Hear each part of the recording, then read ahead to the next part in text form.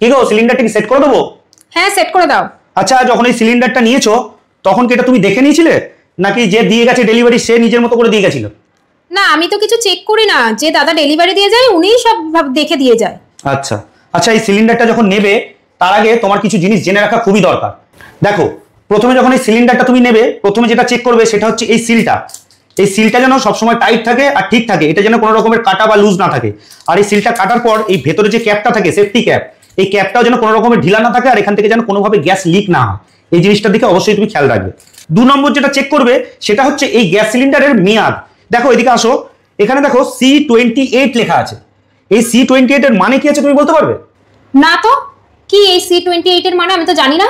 একদম, এটা তুমি কেন, এটা অনেক মানুষই জানে না যে এই C28 এর মানে কি। এই C28 মানে হচ্ছে এই গ্যাস সিলিন্ডারের মেয়াদ কতদিন আছে, মানে এর এক্সপায়ারি ডেট। যেমন এখানে ABCD করে এর এক্সপায়ারি ডেট দেওয়া থাকে 1 বছরের। এ মানে হচ্ছে জানুয়ারি ফেব্রুয়ারি মার্চ, বি মানে হচ্ছে এপ্রিল মে জুন, সি মানে হচ্ছে জুলাই আগস্ট সেপ্টেম্বর, ডি মানে হচ্ছে অক্টোবর নভেম্বর ডিসেম্বর।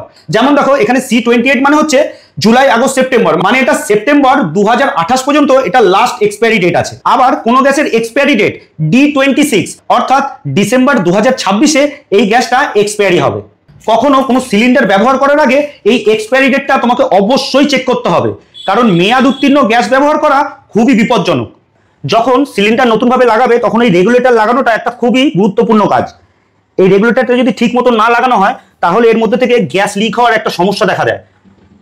আর যখন তোমার রান্নাবান্না পুরো শেষ হয়ে যাবে তখন এই রেগুলেটরের যে নবটা আছে, এই নবটা সবসময় যেন বন্ধ থাকে, এটা যেন কখনো খোলা না থাকে। কারণ এটা যদি খোলা থাকে তাহলে কোনো কারণে গ্যাস লিক হয়ে এই পাইপ থেকে কোনো রকমের গ্যাস লিক হয়ে দুর্ঘটনা ঘটে যাওয়ার একটা বিশাল সম্ভাবনা থাকে। এই সিলিন্ডার ব্যবহার করার সময় এই সিলিন্ডার আর ওভেনের ডিস্টেন্স কম করে যেন 1 ফুটের বেশি থাকে। আরও একটা জিনিস, আমরা কি করি, অনেক সময় এই গ্যাস পাইপটা নোংরা হয়ে যাওয়ার ভয়ে এইটার মধ্যে আমরা কাপড় পেঁচিয়ে রাখি, অথবা এটাকে প্লাস্টিক দিয়ে মুড়িয়ে রাখি। সেটা কোনোভাবেই করা চলবে না, কারণ যদি কোনো কারণে এই গ্যাস পাইপ লিক হয়ে যায় তাহলে যদি প্লাস্টিক বা কাপড় বানানো থাকে তাহলে কিন্তু আমরা কোনোভাবেই বুঝতে পারবো না যে এই গ্যাস পাইপটা লিক হয়েছে।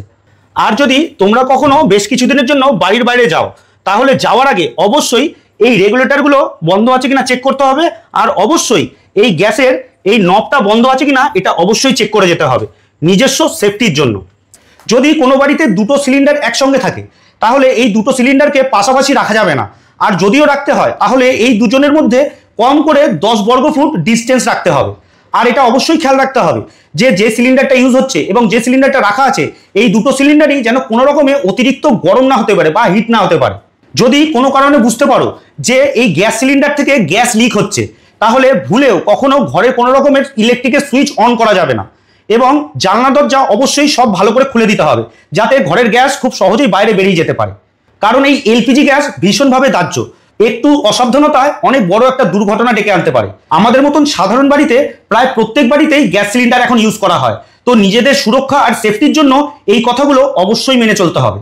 আর যত দ্রুত সম্ভব অবশ্যই গ্যাস অফিসে খবর দিতে হবে, অথবা কোনো অভিজ্ঞ মিস্ত্রি দিয়ে এই সিলিন্ডারটা বা এই পাইপলাইনটাকে মেরামত করাতে হবে।